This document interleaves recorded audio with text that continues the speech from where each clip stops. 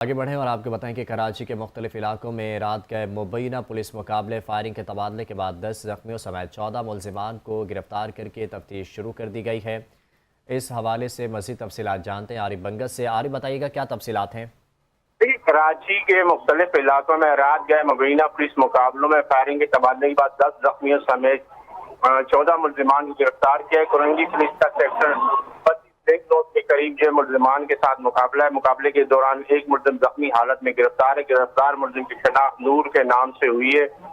Surjani police کا خدا کی بستی میں ملزمان سے مقابلہ ہے۔ دو طرفہ فائرنگ کے نتیجے میں ایک زخمی ملزم سمیت 2 ملزمان کو گرفتار کیا۔ گرفتار ملزمان کی شناخت عادل اور اکبر کے نام سے ہوئی ہے۔ سعید آباد پولیس کا جو ہے موٹر سائیکل سوار 2 مسلح ملزمان سے فائرنگ کا تبادلہ ہے۔ دو طرفہ فائرنگ کے نتیجے میں ایک ملزم زخمی حالت میں گرفتار ہے۔ گرفتار ملزم کی شناخت علی گل کے نام سے ہوئی ہے۔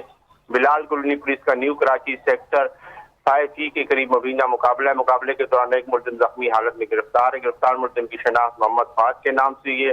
بلدیہ نمبر 7 قبرستانی قریبی پولیس مقابلہ ہے۔ زخمی ڈاکو گرفتار ہے جس کی شناخت ظفر کے نام سے ہوئی ہے۔